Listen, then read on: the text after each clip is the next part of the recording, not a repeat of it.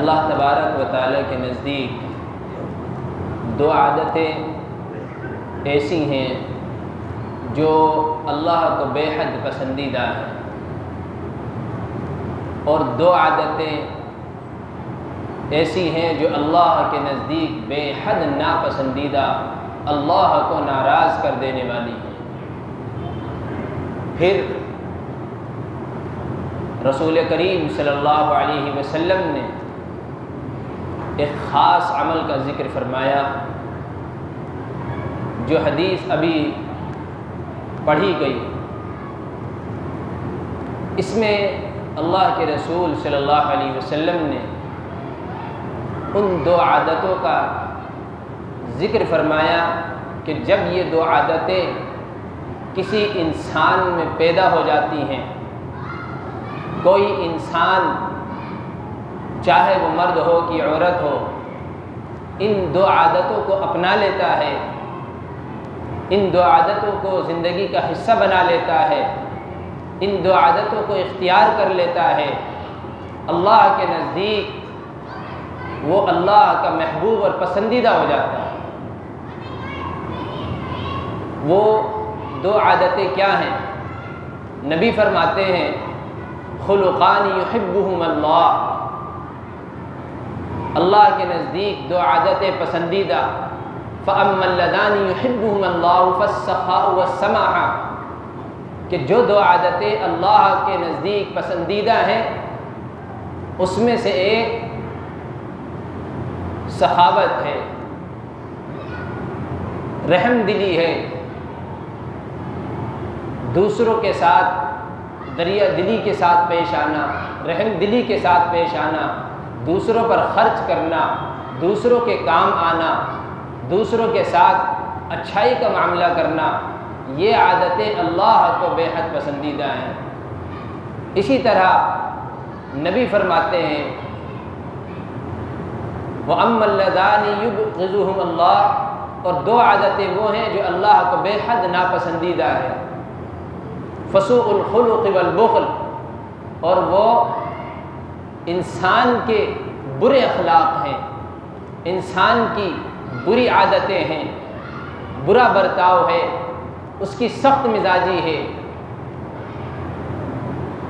اور اسی طرح سے دوسری بری عادت کسی انسان کے اندر جو اللہ کو ناراض کر دینے والی ہو سکتی ہے، جو اللہ کے نزدیک ناپسندیدہ ہے، وہ بخل ہے، کنجوسی ہے۔ ایک طرف سخاوت، سخی ہونا، سخاوت کرنا، کسی کے ساتھ اچھے برتاؤ کرنا، کسی کے ساتھ اچھے اخلاق سے پیش آنا، کسی کے ساتھ رحم دلی کا معاملہ کرنا، کسی کے ساتھ جب کہ وہ قرض میں ڈوبا ہوا ہو اس کی مدد کر دینا، کسی کے ساتھ جب کہ تکلیفوں میں گھرا ہوا ہو اس کی خیر خواہی کے لیے اس کے قریب چلے جانا، کسی کے ساتھ جب کہ وہ مسکین اور لاچار اور تنگ دست اور تنگ حال ہو اس کے کام آ جانا، یہ اللہ کو بے حد پسندیدہ ہے۔ اور جب آپ کو کسی پر غصہ آ رہا ہو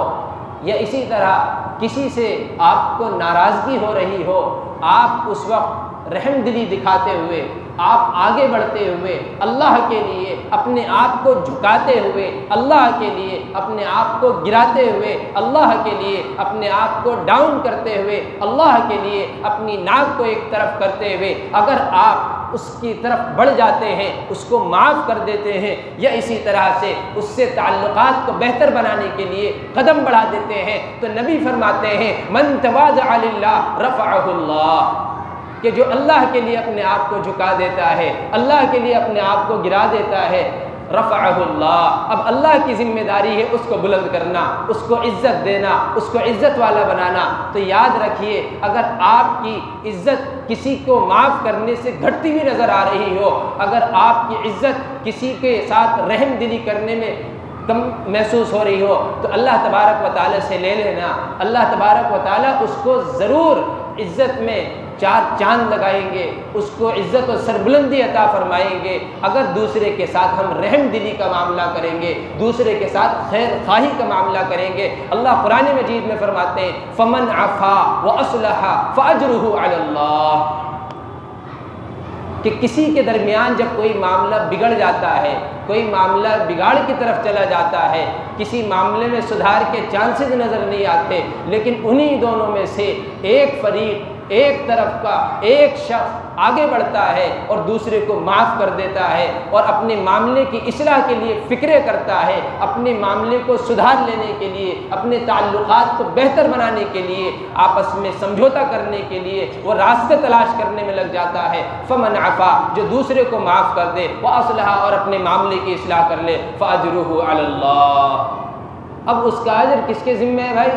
اللہ کے ذمہ ہے۔ اللہ اسے ایسا اجر عطا فرمائیں گے جس کا وہ اندازہ بھی نہیں کر سکتا۔ قیامت کے دن دیکھے گا تو وہ ہوش کے ناخن لے گا کہ بتائیے میرے اس چھوٹے سے عمل پر اللہ نے اتنا بڑا اجر دیا ہے۔ تو اس لیے ایک دوسرے کو معاف کرنے میں، اپنے معاملے کی اصلاح کرنے میں، اپنے تعلقات کو بہتر بنانے میں، اپنے پڑوسی کے ساتھ تعلقات کو بہتر بنانے میں، اپنے رشتہ داروں کے ساتھ تعلقات کو بہتر بنانے میں، اپنے بھائی بہنوں کے ساتھ تعلقات کو بہتر بنانے میں پہل کریں، اس سے پہلے کہ موت آ جائے۔ کیوں؟ اللہ کے نبی صلی اللہ علیہ وسلم نے فرمایا بادروا بالاعمال 7، 7 چیزوں سے پہلے نیک اعمال میں جلدی کرو۔ ایسا نہ ہو کہ تم کسی ایسی بیماری کے شکار ہو جاؤ، کسی کے پاس جا نہ سکتے ہو، اس سے معافی مانگ نہ سکتے ہو، آپ نماز پڑھ نہ سکتے ہو، آپ چاہ کر بھی نیک عمل کر نہ سکتے ہو، ایسی بیماری کا شکار ہونے سے پہلے نیک عمل کریں۔ ایسے بڑھاپے کے آنے سے پہلے کہ جب آپ کی عقل بھی صحیح سے کام کرنا بند کر دے، صحیح سے کام نہ کرے، آپ ایسی بڑھاپے کے آنے سے پہلے نیک عمل میں جلدی کرو۔ ایسی مالداری کے آنے سے پہلے کہ جو آپ کو پہلے سے زیادہ نافرمان بنا دے، اللہ کا باغی بنا دے، اللہ کی نافرمانی پر لے کر چلی جائے، ایسی مالداری کے آنے سے پہلے آپ نیک عمل میں جلدی کرو۔ تو آج ہمارے پاس موقع ہے کہ ہم آگے بڑھ چڑھ کر حصہ لیں اور ایک دوسرے کو معاف کریں، ایک دوسرے کے ساتھ اپنے معاملے کی صلح کر لیں، اس لیے کہ وہ شخص جو اپنے معاملے کی صلح کرتا ہے، آگے بڑھتا ہے۔ قرآن مجید میں اللہ فرماتے ہیں ادفع باللتی ہی احسن فاذا الذی بینک وبینہ عداوہ کأنہ ولی حمیم، کہ جب تمہارے ساتھ کسی کا معاملہ بگڑ چکا ہو، تم کسی کے ساتھ بگاڑ چکے ہو، کسی کے ساتھ جھگڑا ہو چکا ہو، کسی کے ساتھ ایسی نوبت آ چکی ہو کہ ایک ساتھ بیٹھنے کے اب چانسز نہ ہو، ایک ساتھ کھانے کے چانسز نہ ہو، ایک ساتھ رشتہ داری نبھانے کے چانس نہ ہو، تو نبی اللہ فرماتے ہیں کہ ایسے موقع پر تمہیں چاہیے کہ تم اپنے معاملے کا، اپنے جو آپ کے آپسی معاملات اور جھگڑے ہیں، اس طرح سے دفاع کرو، اس طرح سے اس کو ہینڈل کرو کہ سامنے والا جو کہ آپ کا جانی دشمن بن چکا تھا وہ آپ کا جگری دوست بن جائے۔ آپ کا معاملہ ایسا ہونا چاہیے، آپ کے اخلاق ایسے ہونے چاہیے، آپ کا برتاؤ ایسا ہونا چاہیے۔ ایسا نہ ہو کہ آپ ذرا سی بات کے بگڑ جانے پر آپ اس سے دشمنی پر اتر آئے، آپ دوسروں کے سامنے اس کی برائیاں بیان کرنے لگے، آپ دوسروں سے اس کی کمیوں کو بیان کرنے لگے، وہ راز جو دوستی کے زمانے میں اس نے آپ کو دیے تھے آپ اس کو فاش کرنے لگے، آپ دنیا کے سامنے اس کو پھیلانے لگے۔ یاد رکھیے اگر آپ نے ایسا کیا، حدیث مبارکہ میں آتا ہے اللہ تبارک و تعالیٰ ایسے شخص کو کل قیامت کے دن تمام قوم کے سامنے، تمام انسانیت کے سامنے رسوا کرے۔ آج جو دوسروں کی ٹوپیاں اچھالے گا، دوسروں کی کمیوں کو بیان کرے گا، دوسروں کے عیبوں کو ٹٹولے گا، دوسروں کی کمیوں کو دوسروں کے سامنے بیان کرے گا تاکہ اس کی نظر میں اس کی عزت کم ہو جائے، یہ آج چل رہا ہے۔ جہاں کسی سے تھوڑی سی بگڑی اپنے دوست کو کہتا ہے کہ بھائی دیکھ میری اس سے بات بگڑی ہوئی ہے، اگر تو اس کے پاس بیٹھے گا، اس کے پاس جائے گا، اس کی دعوت قبول کرے گا، میرے پاس نہ آنا، میرے سے دوستی کی امید نہ رکھنا، میرے سے بھلائی کی امید نہ رکھنا۔ بھائی یہ کون سی فرعونیت ہے، یہ کون سی قارونیت ہے، یہ کون سی حامانیت ہے؟ یہ تو فرعون، قارون اور حامان جو اللہ کے باغی تھے، جو اللہ کے بڑے دشمن تھے، جن کو اللہ نے دنیا میں عبرت کا نشان بنایا، یہ ان کی عادتیں تھیں، ان کی صفات تھی کہ وہ سخت دل تھے، وہ کسی پر رحم نہیں کھاتے تھے۔ آج بھی اگر ہم نے اپنے دل کو ایسا ہی سخت بنا لیا، یاد رکھیے حدیث مبارکہ میں آتا ہے جو سخت دل انسان ہوتا ہے، یہ سخت دلی کا ہونا یہ جہنمی ہونے کی علامت ہے۔ اور رحم دلی کا ہونا یہ جنتی ہونے کی علامت ہے۔ جنتیوں کی علامت کو بیان کرتے ہوئے حدیث مبارکہ میں ایک علامت یہ بھی بیان کی کہ جنتیوں کی ایک نشانی یہ بھی ہے کہ ان کے دل ٹڈیوں کے دل کی طرح نرم ہوں گے۔ تو اپنے دلوں کے اوپر غور کرے، اپنے مزاج کے اوپر غور کرے کہ آج ہمارے مزاج میں نرمی ہے، آج ہمارے دلوں میں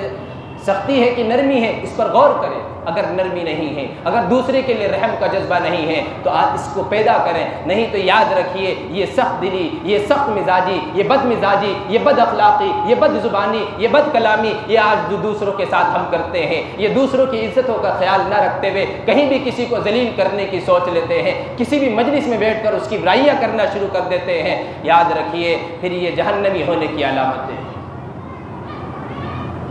اس بات کا قوی اندیشہ ہے کہ جہاں موت آئے گی، سخت حالات، سخت واقعات اور سخت حادثات جو اس کے بعد موت کے بعد آنے والی زندگی میں ہیں وہ اس کے سامنے پیش آنے شروع ہو جائیں۔ آج اللہ نے ہمیں موقع دیا ہے کہ آج ہم اپنے معاملات کو سدھار لیں، اپنے مزاج کو سدھار لیں، اپنے مزاج کو نرم کر لیں، اپنے دل میں نرمی پیدا کر لیں، کسی کے ساتھ جب بات کریں تو نرم زبان کا استعمال کریں، کسی کے اوپر غصہ آ رہا ہو رحم کر جائیں۔ کیا آپ دیکھتے نہیں؟ اپنے اعمال پر غور کریں کہ ہم کتنے اعمال کرتے ہیں، کتنے اللہ کو ناراض کرنے والے اعمال میں لگے رہتے ہیں، اس کے باوجود کیا اللہ ہمارے کھانے کو بند کرتا ہے؟ کیا پہننے کو بند کرتا ہے؟ کیا اللہ ہمارے اوپر رزق کی آمد کو بند کرتا ہے؟ اللہ ساری نعمتیں ہمیں دے رہے ہیں، ہم جاتے ہیں دو آنسو گراتے ہیں، اللہ خوش ہو جاتے ہیں، اللہ سارے گناہوں کو معاف فرما دیتے ہیں۔ حدیث قدسی کے اندر آتا ہے، اللہ خود فرماتے ہیں یا ابن آدم لو بلغت ذنوبک عنان السماء،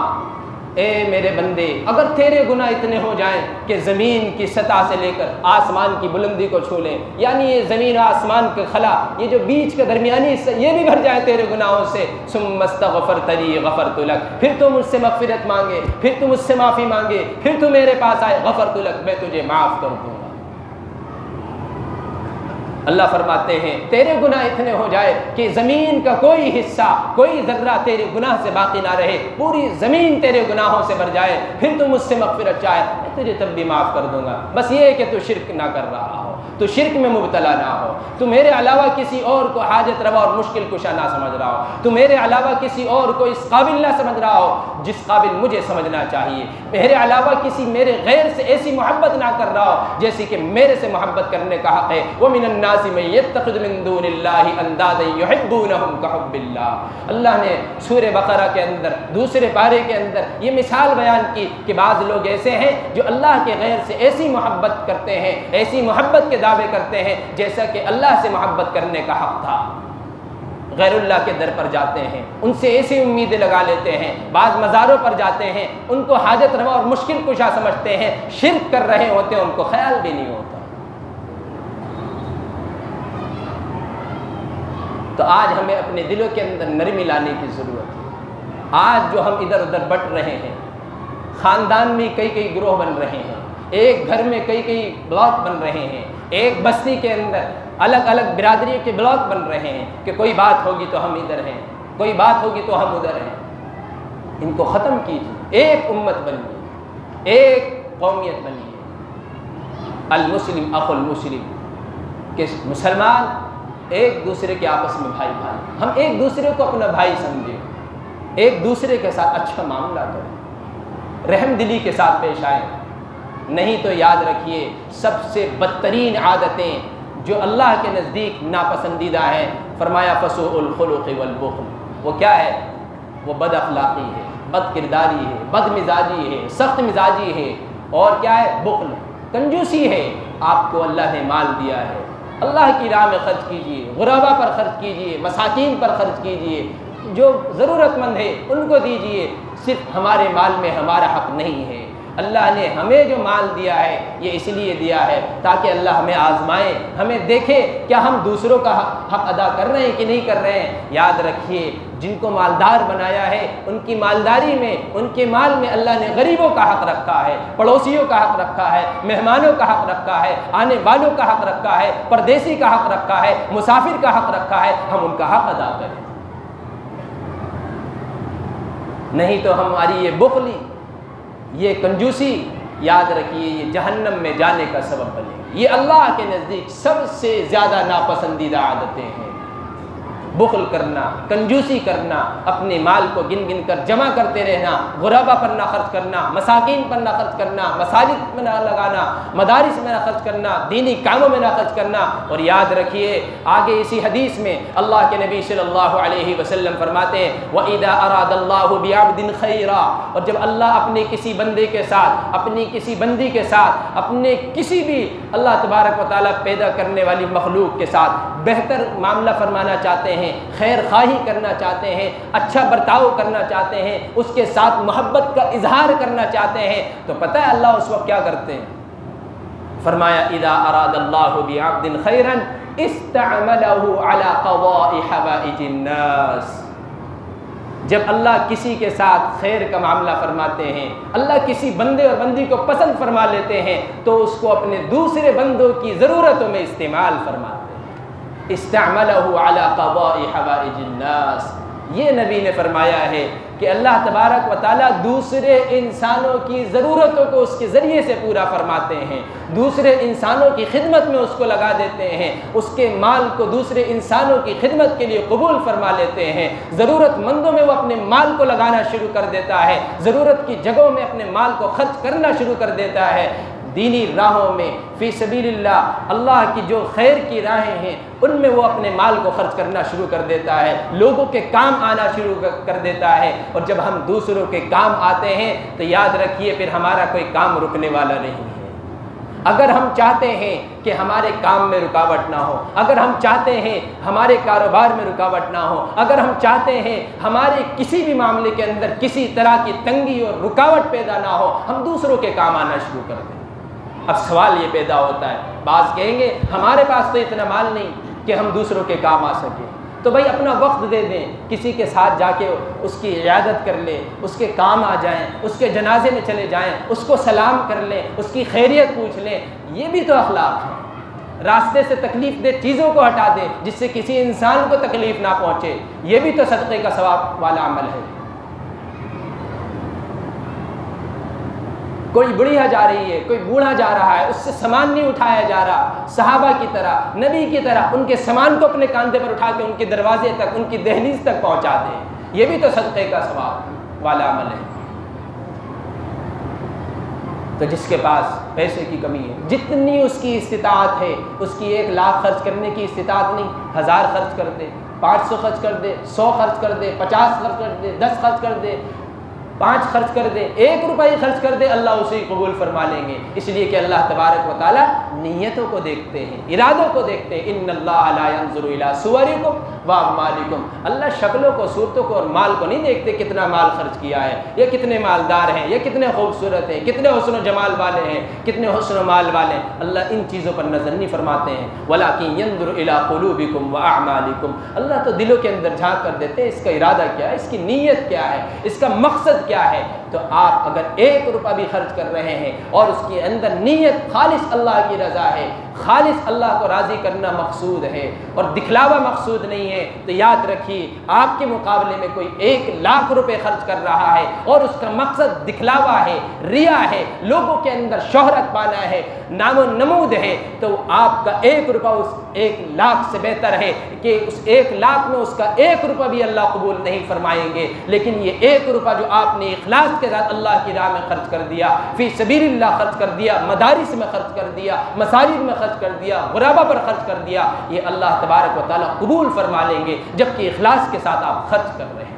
تو اپنے عمل کے اندر اخلاص لانے کی کوشش کریں، کوئی بھی پروگرام کریں، شادی کا ہو، عقیقے کا ہو، ولیمے کا ہو،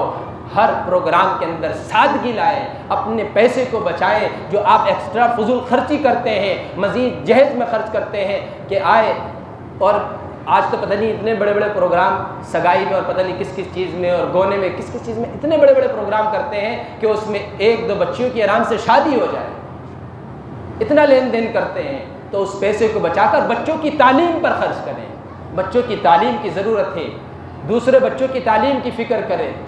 نہیں تو جو فکریں کر رہے ہیں ان کے ساتھ جڑیں اور کام کریں، یہی آخرت میں ہمارے کام آنے والا ہے۔ یہ نام و نمود کے لیے جو ہم خرچ کر کے جائیں گے عقیقے، ولیمے اور شادی بیاہ کی تقریبات میں، یہ کچھ کام نہ آئے گا، بلکہ اس پر تو ہم شیطانوں کی صف میں شامل ہو جائیں گے۔ ان المبذرین کانوا اخوان الشیاطین، اللہ سورہ بنی اسرائیل میں فرماتے ہیں کہ فضول خرچی کرنے والے شیطانوں کے بھائی ہیں۔ اللہ تبارک و تعالی ہم سب کو کہنے سننے سے زیادہ عمل کی توفیق مرحمت فرمائے۔ وآخر دعوانا